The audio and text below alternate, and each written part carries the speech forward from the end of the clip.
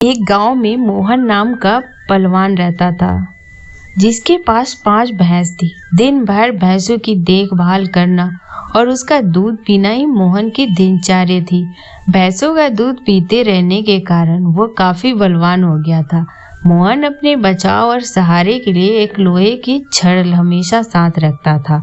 इस कारण कोई भी मोहन को एक बार देख लेता तो उसकी हष्ट-पुष्ट काया और शक्तिशाली शरीर को देखकर डर जाया करता था। मोहन का पूरी दुनिया में कोई नहीं था, तो उम्र बढ़ने के साथ उसे अपनी शादी की चिंता सताने लगी। इसीलिए वो अक्सर लोगों से पूछा करता था कि उसकी शादी कहाँ और किससे होगी। लोग उसे देखकर डर जाते और उस सवाल का जवाब न दे पाते। इस पर मोहन उनके साथ मारपीट किया करता था, जिसके चलते लोगों ने उस रास्ते से गुजरना ही बंद कर दिया था। एक बार किसी दूसरे गांव का एक ब्राह्मण और एक हमाम किसी विवाह समारोह से जा रहे थे। रास्ते में उन्हें मोहन मिल गया। मोहन ने ब्राह्मण को देखा तो उसने दोनों को अपने पास बुलाते हुए कहा कि आप तो मुझे ज्ञानी नजर आते हैं, बताइए मेरी शादी कब और कहाँ होगी। इस तरह पहलवान का सवाल सुनकर दोनों ठिठक गए। हमाम काफी चतुर था, उसने सोचा अगर हम इससे बहस करेंगे तो इसके बल के आगे हमारा कोई मुकाबला नहीं। हमाम को एक तरकीब सूझी और उसने दूर एक ताड़ के पेड़ की ओर उंगली से इशारा करते हुए कहा, आपकी शादी वही होगी। हमाम की बात सुनकर मोहन फूला नहीं समाया और खुश होकर उसने अपनी 5 भैंस दोनों को दान में दे दी और ताड़ के पेड़ की दिशा में चल पड़ा। उस ताड़ के पेड़ के पास एक महिला अपने पति एवं बच्चे के साथ रहती थी। उसका पति बड़ा ही धूर्त एवं आलसी किस्म का शख्स था और उसे बात बात पर झूठ बोलने की आदत थी। इस वजह से वह महिला अपने पति से बेहद परेशान रहती थी। काफी दूर पैदल चलने के बाद जब मोहन ताड़ के पेड़ के पास पहुंचा तो वो औरत घर के बाहर निकली। घर के आंगन में प्रवेश करते हुए मोहन लड़खड़ा कर गिर पड़ा और उसका एक हाथ औरत के गाल पर तमाचे की तरह लग गया। औरत को लगा कि पहलवान जरूर उसके पति को जानता होगा। उसके एक हाथ से गाल मलते हुए औरत ने पहलवान को अतिथि कक्ष में बिठाने के लिए कहा और उसे जलपान कराने लगी। इतने में औरत का पति वहां पहुंच गया। एक पराये मर्द के साथ अपनी पत्नी को देखकर वह गुस्से से मोहन की ओर इशारा कर पत्नी से पूछने लगा कि यह आदमी कौन है। औरत ने डरते हुए कहा, उसे लगा वो परिचित है, इसीलिए उसने उसे भीतर आने दिया। अपनी पत्नी की बात सुनकर वह आदमी और भी क्रोधित हो गया और लड़ने के लिए मोहन की ओर झपका।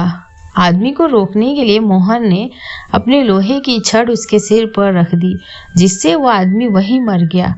यह सब देखकर उसकी पत्नी रोने लगी। माहौल को देखकर पहलवान वहां से जाने लगा। उस औरत ने मोहन को रोक लिया और कहने लगी कि उसके पति के अलावा घर में कमाने वाला कोई नहीं था और उसकी मृत्यु के बाद अब तुम्हें हमारे साथ ही रहना होगा।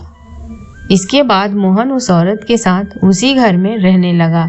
मोहन को भैंसों का दूध पीने के अलावा कोई काम नहीं आता था। ऐसे में कुछ दिन बाद जब घर का राशन खत्म होने लगा तो महिला ने उससे कहा वह बाहर जाकर कुछ कमा कर ले आए या फिर राजा के पास जाकर खेती के लिए जमीन मान ले, ताकि वो खेती कर अपना भरण पोषण कर सके। महिला की बात सुनकर पहलवान अपने लोहे की छड़ उठाए राजमहल की ओर चल पड़ा। राजमहल के पास पहुंचने पर सभी द्वारपाल और सैनिक मोहन की काया देखकर डर के से कांपने लगे और तुरंत राजा तक सूचना पहुंचाई कि कोई पहलवान हाथ में लोहे की छड़ लिए महल बढ़ता चला आ रहा है।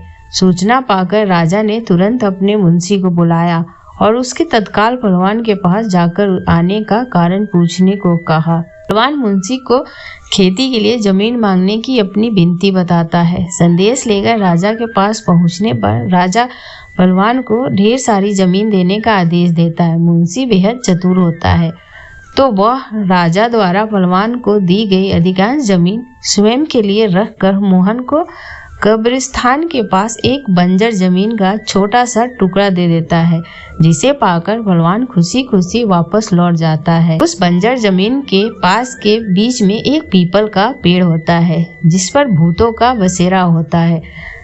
जमीन को फसल उगाने योग्य बनाने के लिए जब पहलवान जुताई शुरू करता है तो पेड़ के कारण उस खेत जोतने में परेशानी आने लगती है। मोहन उस पेड़ को उखाड़ने की ठान लेता है और अपनी लोहे की छड़ से उस पर प्रहार करता है, जिससे करीब 150 भूत पेड़ से नीचे गिर जाते हैं और गुस्से से पहलवान की ओर लड़ने के लिए दौड़ते हैं। पहलवान अपनी छड़ से सभी भूतों के छक्के छुड़ा देता है। पहलवान से जीतना असंभव जानकर भूत मोहन के सामने पेड़ न काटने की गुजारिश करने लगे। भूतों ने यह कहा, यह हमारा घर है, हम कई साल से यहाँ रह रहे हैं, हमारे घर को मत उजाड़ो। भूतों ने इसके बदले खेतों में काम कर उपज मोहन के घर पहुँचाने का प्रस्ताव रखा। मोहन को भूतों पर दया आ जाती है और वो उनका प्रस्ताव स्वीकार कर घर चला जाता है। इसके बाद से भूत समय समय पर पहलवान के घर हर फसल पहुंचाने लगे। एक बार उन भूतों का गुरु उनसे मिलने आता है। सभी भूतों को धुला पतला कमजोर देखकर वह उनकी दुर्दशा का कारण पूछता है। भूतों से पूरा वृतांत सुनने के बाद गुरु पहलवान को सबक सिखाने की ठानता है और उसके घर की ओर चल पड़ता है। भूतों का गुरु एक बिल्ली का रूप धारण कर पहलवान पर हमला करने की योजना बनाता है।